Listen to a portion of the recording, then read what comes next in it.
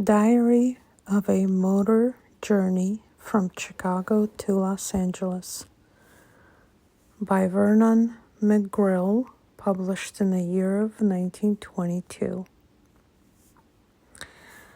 If you have thought of driving across the continent and have hesitated because of supposed dangers, don't hesitate any longer on that account. Anyone who can drive a car can make the trip. It is not necessary to carry a gun. Women have made the journey alone. The mountain roads are not difficult nor dangerous. Only a little care is required. Even the desert, at which many balk, is no more difficult than other parts of the trip. The road across the Mojave is fairly good, and I bid you join the ranks of the transcontinental motorists. Our party for the journey from Chicago to Los Angeles consisted of my wife, our daughter, aged 12, and myself. In keeping the log of the overland cruise, I have endeavored to write a few impressions and embellish them with a pen and ink, sketches of picturesque scenes along the way. I have also kept a record of the entire cost of the trip, analyzed it and presented herewith so that anyone contemplating such a jaunt may gain some idea of the expense. I may say that we put up at the best hotels we could find in the cities and towns through which we passed, so you will see that the cost of the trip covers best accommodations. There is another way of motoring across the country which is less expensive, and that is with a camping outfit. Equipment for such a trip is now so efficiently arranged that it is easy to carry and requires but little space. On the camping tour, one can use his car, Pullman, berth fashion, or pitch his own tent at night. The majority of the cross-continent motorists travel this way, thus eliminating hotel room and meal expense, as well as garage rental. Each town provides a free auto parking camp with every convenience except private bath. Our car was a 7-passenger 1919 Willis Knight. The entire trip took 21 days, and one tire puncture was our only accident. A day and a half of the time was taken for sightseeing, in which none of the driving en route was done. As a rule, we did not start very early in the day. Sometimes it was as late as 11 o'clock. Our stopping time depended largely on the town we happened to be passing through towards evening. If the accommodations looked inviting, we called it a day. We drove slowly and easily, rarely going over 20 to 22 miles an hour. Residents along the way were always obliging and willing to give information in regard to roads. We covered in the entire trip 2,633 miles. Our expenses were $235.77. divided as follows. Meals were $87.41, hotel rooms $68.50, gas $42.34, garage rent $8.15, and sun-dry, another word for laundry, was $11.77. In total, $235.77. Our gas cost from 19 cents in Chicago all the way up to 50 cents per gallon in Springerville, Arizona. The high cost of gasoline in Springerville is accounted for by the fact that the town is more than 100 miles from a railroad. I had the oil drained and the crankcase refilled twice during the trip. Garage rent was usually 50 cents per night, except in the larger cities, where it was 75 cents or $1. In some towns, we saved garage rent by parking on Main Street for the night. The sundry items include repairs, movie theater tickets, etc. Expenses for the party averaged $11 a day. Gas cost 1 3/5 cents per mile, and oil cost 68 cents per 100 miles. Clinton, Iowa, Sunday, October 9th, 1921. We left the Hotel Birchmont on the North Shore in Chicago at 9 o'clock this Sunday morning.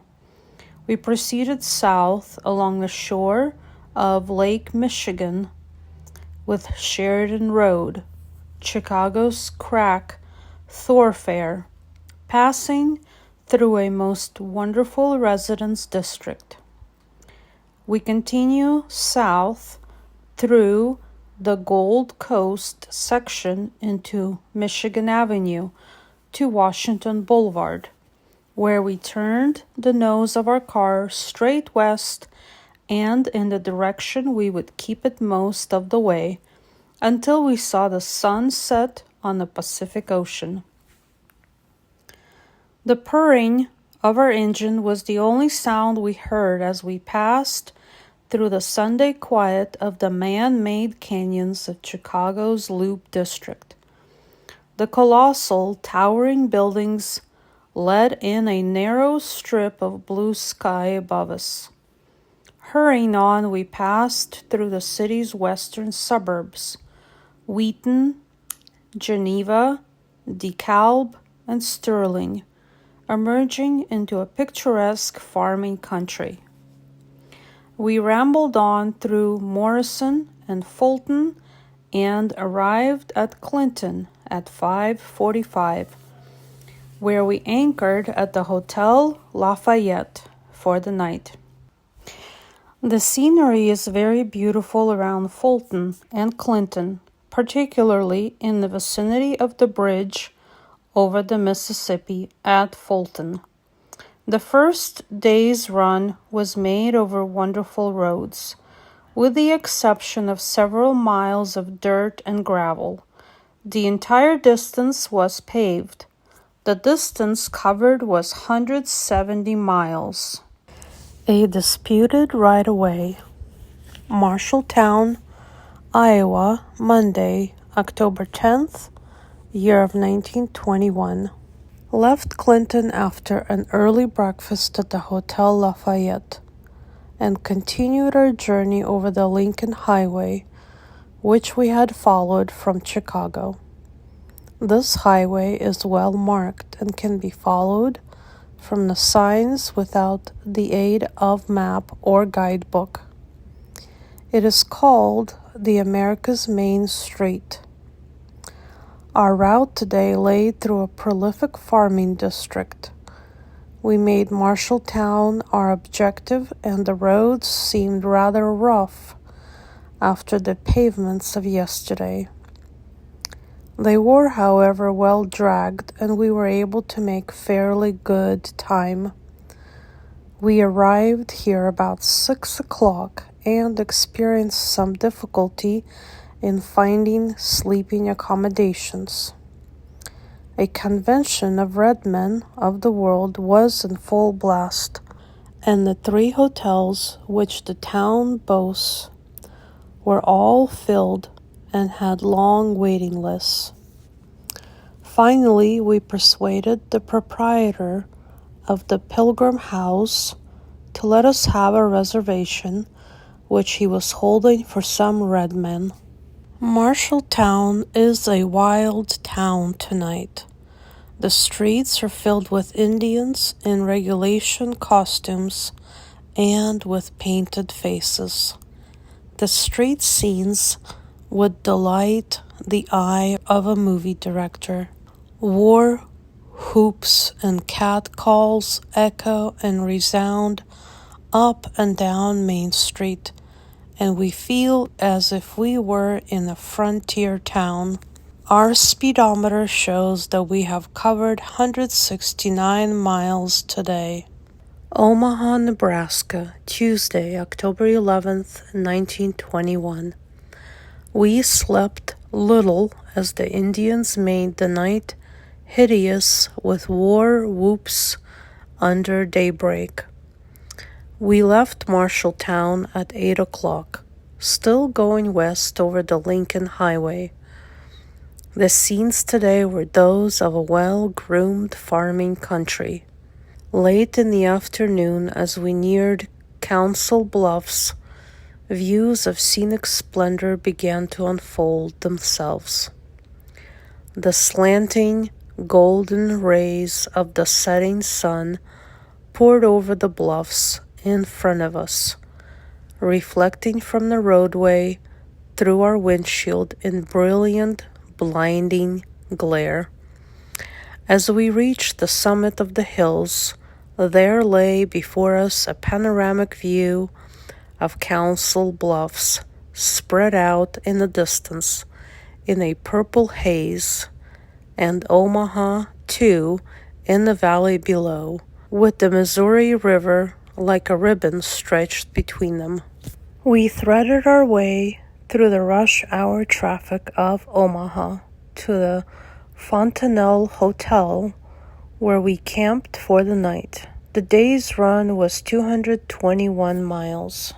Hebron, Nebraska, Wednesday evening, October 12th, 1921. We got a late start this morning and did not leave Omaha until after 10 o'clock. A few miles out, we switched from the Lincoln Highway to the OLD, which means Omaha, Lincoln, and Denver Highway. The OLD signboards still mark this route, but the road has been extended to Detroit, and DLD signboards are being substituted. We pulled into Lincoln, the capital of Nebraska, about 2 o'clock and tarried there for lunch. We also gave the town the once over. The Capitol buildings, with their imposing statue of Abraham Lincoln, are well worth seeing. At Fairmont, we turned south on the Meridian Highway, which is an excellent pavement. It differs from many city pavements in being perfectly surfaced, level, and smooth. It is a dirt road, but a good one. I stated before that our average speed was a little over 20 miles per hour, but here on this highway, the average was raised considerably.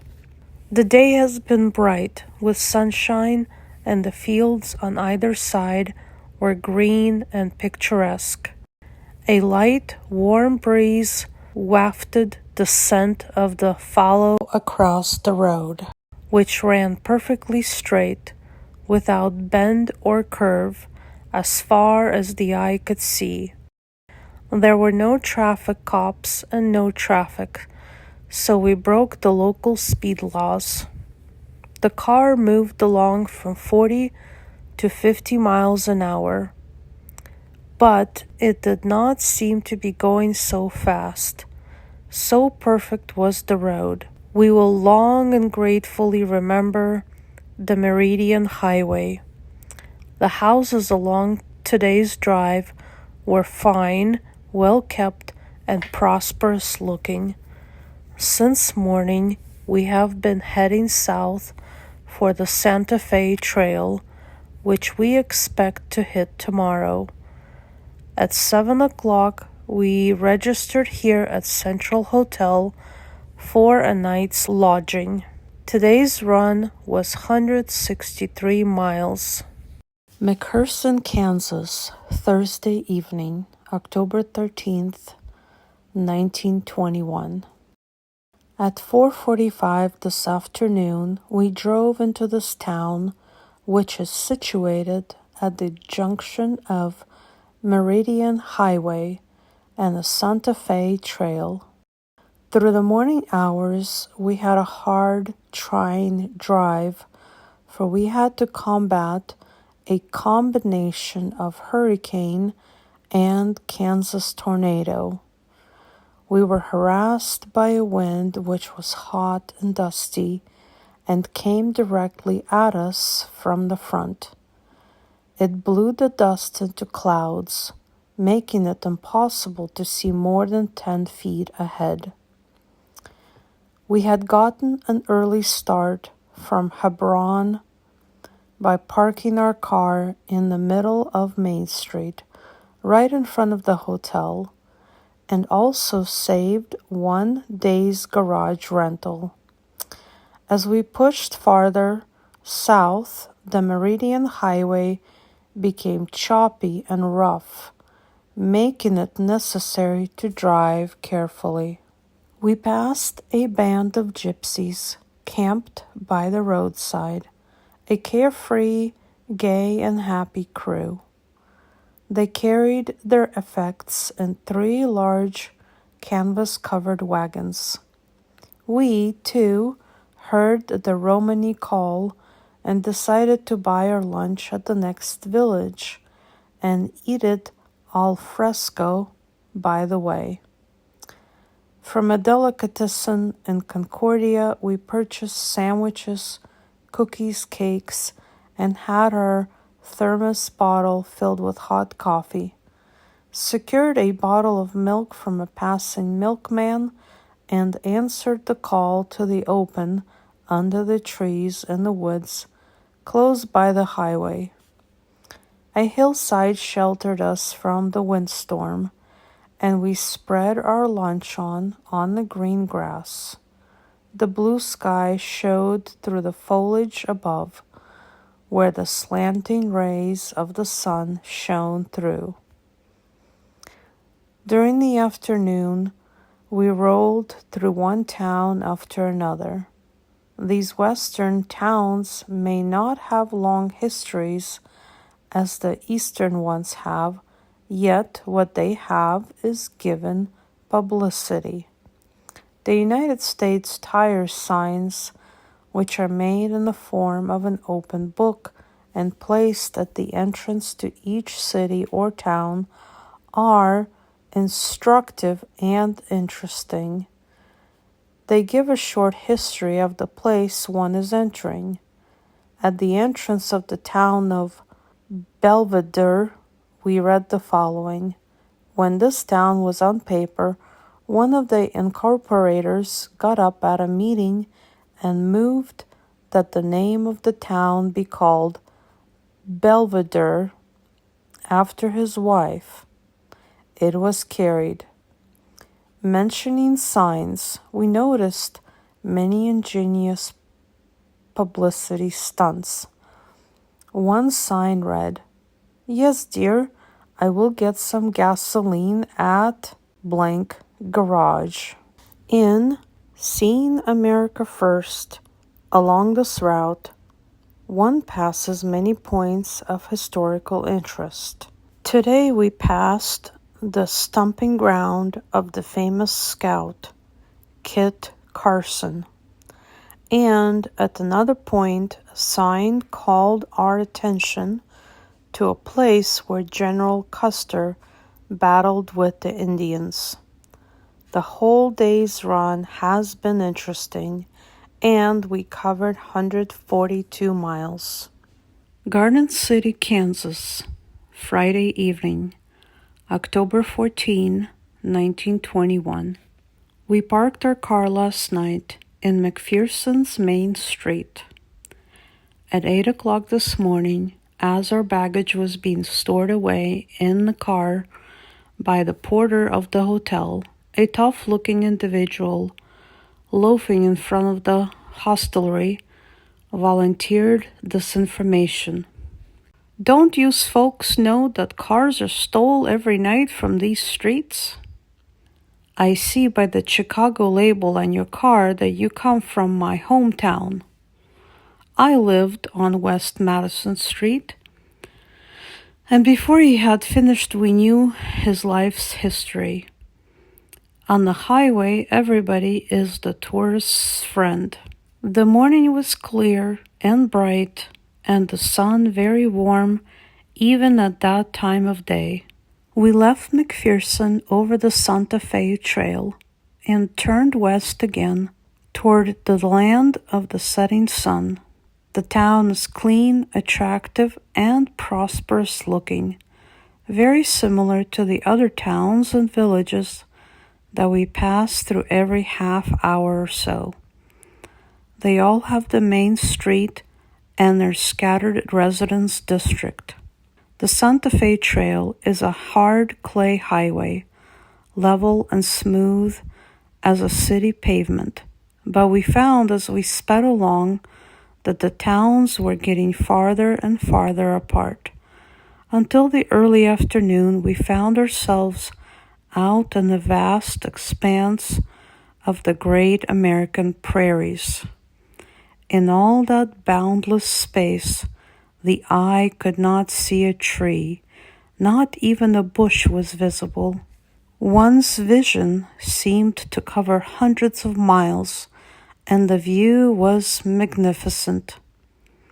When we stopped the car, the stillness seemed uncanny. No living thing was to be seen or heard, with the exception of several huge birds which swooped past us.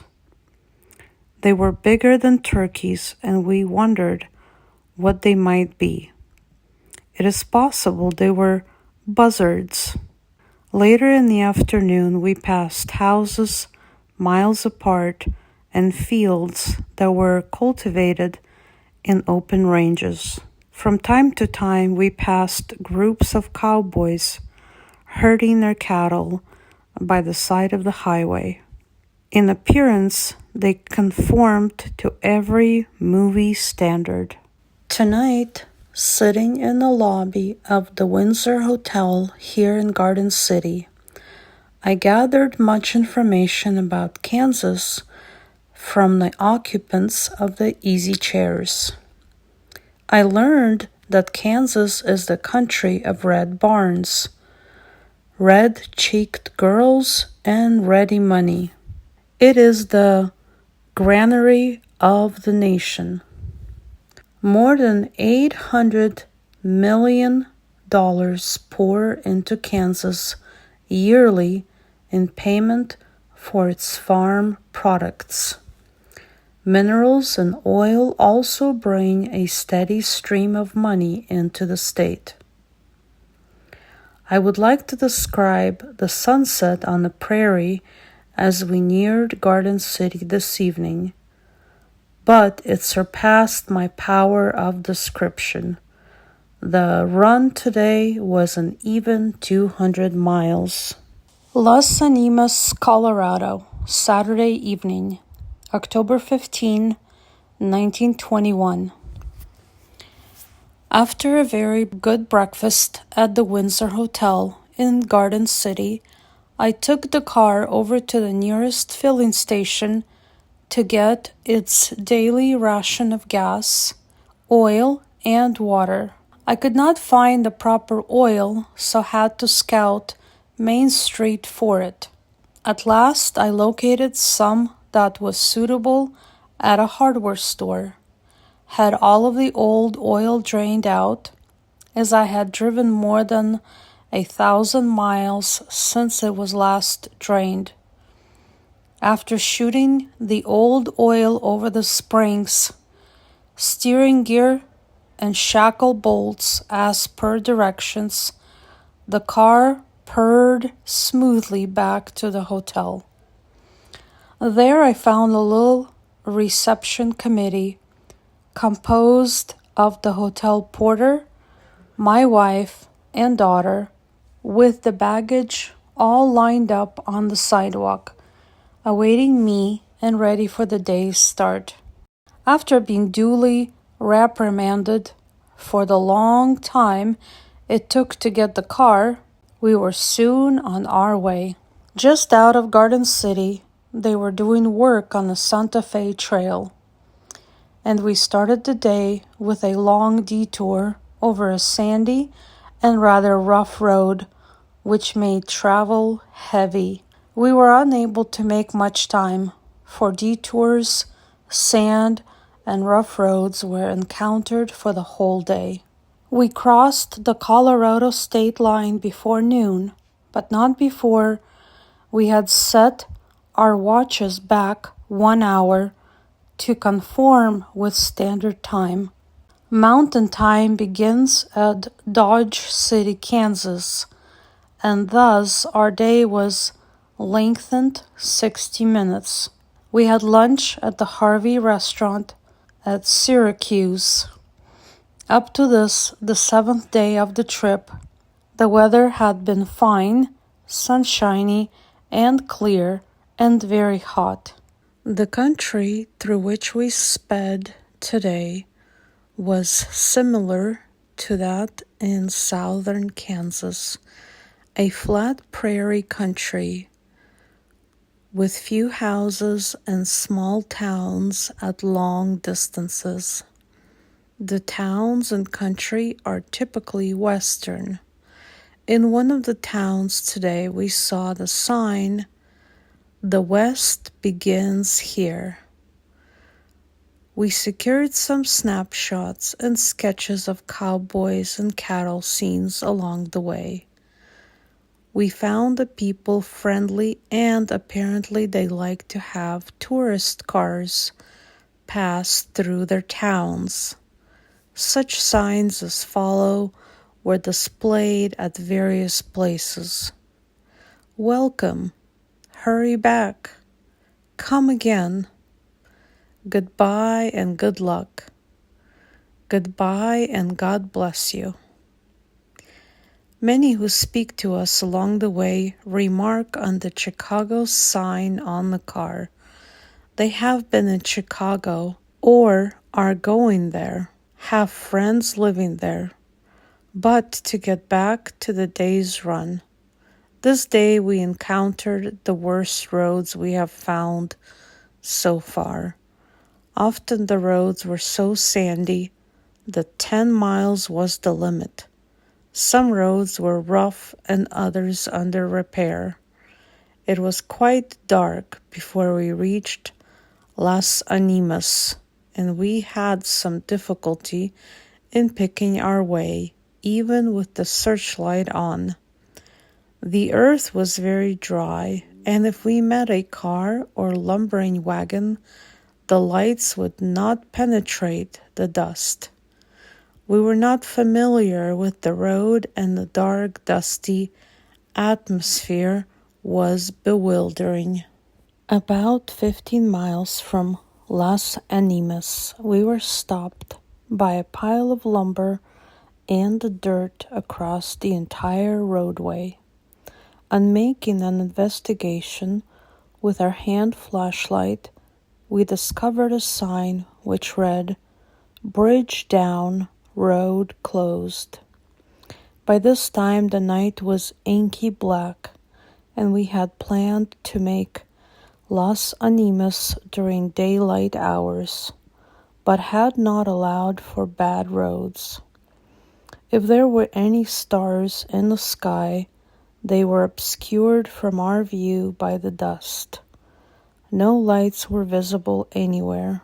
Rolling prairies were on either side and a closed road in front of us. What were we to do?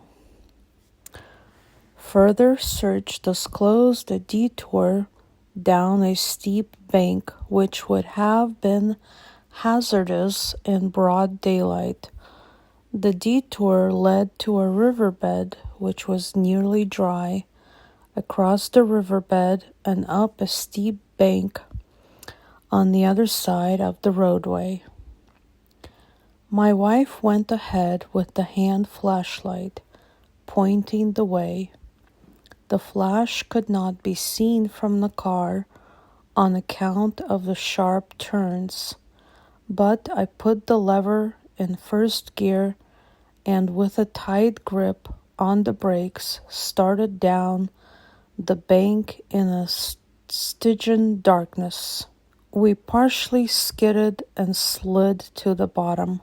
A rustling in the bushes brought highwaymen to mind, but we finally got safely up to the road on the other side, only to encounter several miles of new gravel. We passed several more such detours before we saw the welcome lights of Las Animas. Close to the town we passed many cars and wagons driven by Mexicans. Driving into the town, we were impressed by the crowds on the streets and the great number of cars parked solidly on both sides of thoroughfare. Of course, it is Saturday night, and this doubtlessly counts for the great number and their gaiety. Besides the many Mexicans, there are soldiers and sailors in uniform, as there is an army camp and naval hospital near here. We were able to secure rooms for the night at the Palace Hotel and have parked the car at the entrance on Main Street. At dinner, the waitress explained that Las Animas in Spanish means lost souls. The town is called the City of Lost Souls.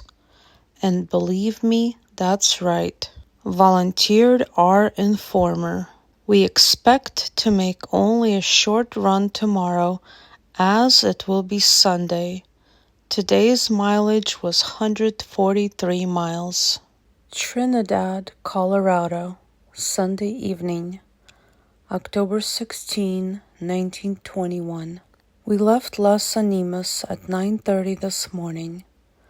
On leaving the City of Lost Souls, we remarked on the difference in appearance of the town in broad daylight. Gone was the gaiety and the crowd of the night before, and all that was left to give animation to the scene was a single Mexican strolling leisurely between the two rows of straggling shacks which composed Main Street. Just out of town, we came to a temporary bridge, the old one having been washed away by the Pueblo flood last spring. The bridge looked shaky. It did not look as if it would stand up under the weight of our car. I got out to look it over and found an old man also looking at it. "Is it safe?" I inquired, being somewhat doubtful and wanting some assurance. "I was just wondering if it was, and was waiting around to see," he replied, and appeared interested in our projected ride over it. It creaked and bent a little under the weight, but we got safely over and were soon following the trail which today paralleled the Santa Fe Railway. The road was rough and choppy, and in places was soft and sandy, so we were able to make only very slow time. The drive for most part was through a barren prairie, similar to a desert. There were very little cultivated land and very few trees. The day was hot, and the alkali dust blew up in clouds. Early this morning we could see the blue outlines of the Rocky Mountains to westward, but it was 5:30 when we reached Trinidad after climbing a winding mountain road. We found here the most picturesque city we have seen on our way. It is perched high up and nestled in the mountains, hemmed in by gigantic peaks on all sides. We drove up to the Columbian Hotel just at dusk and put up for the night. On the sidewalk outside the hotel was an old man selling papers. His long hair was white, as were also his long, thin whiskers. Over one arm he carried his stock in trade. A cane in the other hand supported his bent and shaking form, which he had a publicity stunt for selling papers which I had never heard of. He sang to a very tuneful air the names of the sheets he had on sale: Pueblo Examiner and Rocky Mountain News. It drew attention and we all picked up the air. Trinidad boasts at least one traffic cop. He is stationed at the busiest street corner. On arriving at this corner, you must bring your car to a full stop. The city ordinance says you must signal with the horn which way you want to turn. To turn one way, you must blow once. To turn the other way, it is necessary to blow it twice. Tonight, from one of the highest pinnacles, there stands out against the sky in huge electric lighted letters the word Trinidad. It is an inspiring sight. Our run today covered 116 miles. Las Vegas, New Mexico, Monday evening, October 17, 1921. We got an early start from Trinidad this morning, leaving there at 8:30. Almost immediately after leaving the city, we were in the Rocky Mountains, going up a winding road of easy grade. We passed the state line into New Mexico a few miles out. The grade to Raton Pass starts just outside of Trinidad and rises for 4 miles. The road then runs along the crest of the mountains for 4 miles. There is rather a sharp descent into the town of Raton. The road is excellent, in fact, is paved all the way through this famous pass. The scenery is grand, majestic, magnificent. I cannot begin to describe the splendor of the colossal peaks which tower one behind the other in endless number. We could look for miles down the valley below, and there were sheer drops of hundreds of feet from the sides of the road over which we carefully drove the car. There are thrills in this mountain run at every turn. Warning signs greet one continuously. Danger, sharp curve ahead. Dangerous crossroad. Sound your horn. And this road reminded us of Kipling's description of moving artillery across the mountains in India. One wheel on the edge of the mountain and one on the edge of the pit, and they drop into nothing below it, as straight as the beggar could spit. Our car was often in a similar position. The driver must keep his eyes steadfastly on the road and consequently misses much of the wonderful scenery. We passed through the town of Raton and through several other towns and villages, and during this afternoon we encountered the worst roads we have yet found.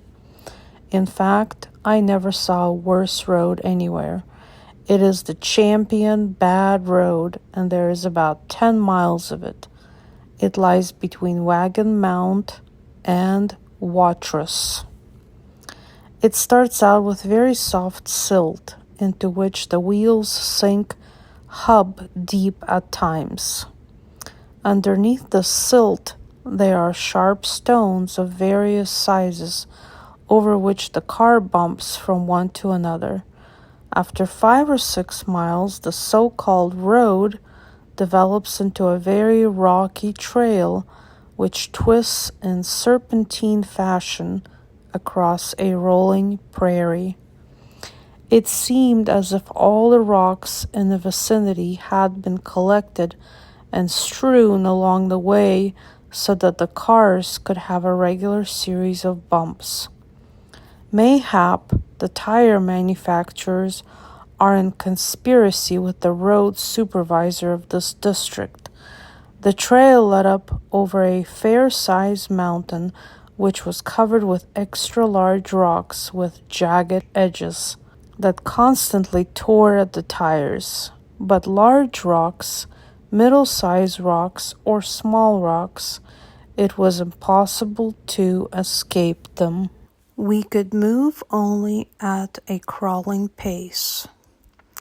It is inconceivable that this part of the great transcontinental highway, the Santa Fe Trail, over which hundreds of motorists pass daily, should continue in such condition.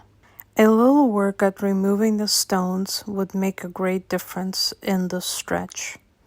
Spots like this emphasize the necessity for a national ocean-to-ocean transcontinental paved highway. Motorists are long-suffering, but I think that very many roads like this would make them rise up and demand that the federal government builds a suitable highway across the continent.